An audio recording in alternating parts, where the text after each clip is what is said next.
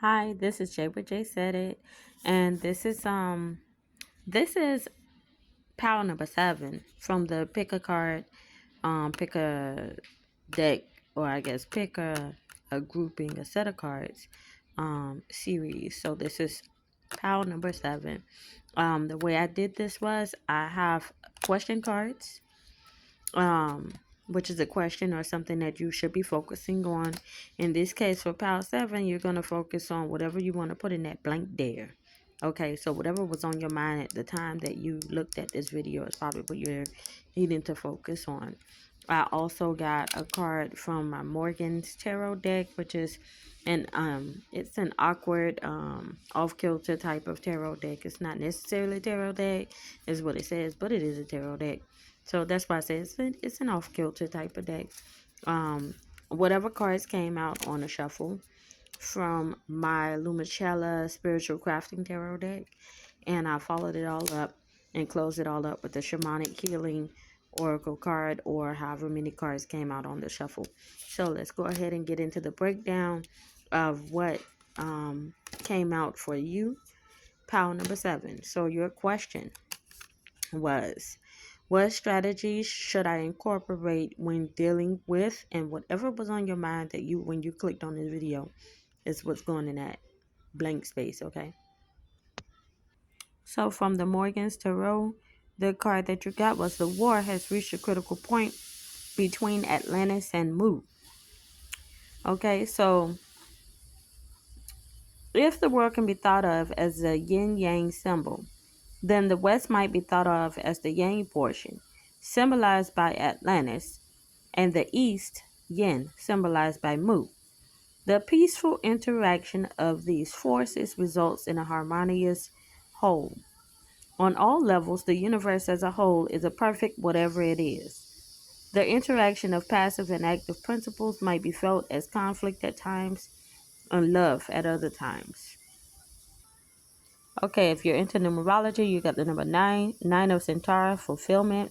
So in this tarot deck, Centaur is ribbons or cups.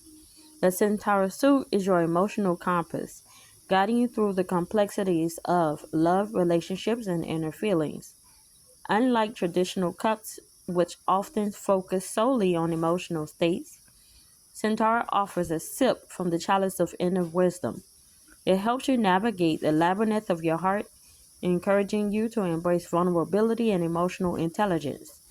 When you draw a Centaur card, you're not just exploring your feelings, you're diving deep into emotional waters where each ribbon is a connection to your innermost soul. So for this card, the 9 of Centaur, fulfillment, pay attention to the card itself. There may be some elements that stick out to you, okay? But the 9 of Centaur, fulfillment, emotional fulfillment and contentment are in reach. Savor the moment. So, pile number 7, you got something that none of the other 6, your other 6 pals got, which was something from the Monete suit. Okay. Not only did you get one card, but you got 2 cards from the Monete suit. So this card is 7 of Monete, investment. Monete is buttons slash coins. Okay.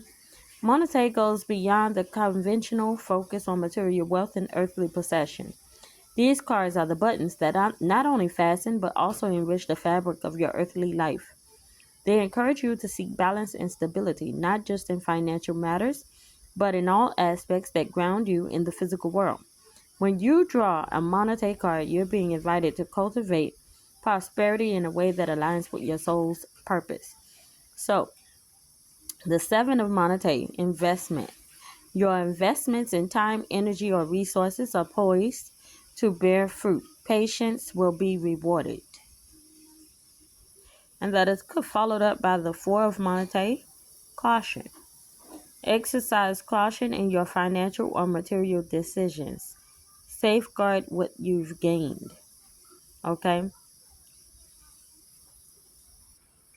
Lastly, you had card number 14, teaching, from the Shamanic Healing Oracle card deck. And let's get into it. So on looking at this photo, one of the things I'm getting, or looking at this card, one of the things I'm getting is maybe like, winter time, the fall, death, rebirth. Things are lying dormant. But let's get into the reading from the book. Card number 14, teaching. The situation you are inquiring about encourages teaching, whether it be student, teacher, parent, child, or just friend to friend. We are, all of us, learning, and teaching constantly when we are maintaining a high vibration energetically. Never despair that the seeds you have planted have failed to take root. They may be taking time to germinate, or they may have migrated to another field. Do not plant seeds with the expectation of an outcome. Disengage from the attachment to the outcome of the situation and move on. A farmer doesn't sit down next to the seeds he plants waiting for them to sprout. What a recipe for disappointment. He plants them and moves on. Never once does he second guess if he was doing the right thing in the right way. He simply does what he is called to do and trusts that the fruits of his labor will be what they are supposed to be. This card also encourages a more formal teaching experience. Look for ways you can enrich others' lives through sharing your expertise and knowledge. This has been Jay with Jsaidit. I can be found on YouTube under Jsweat69.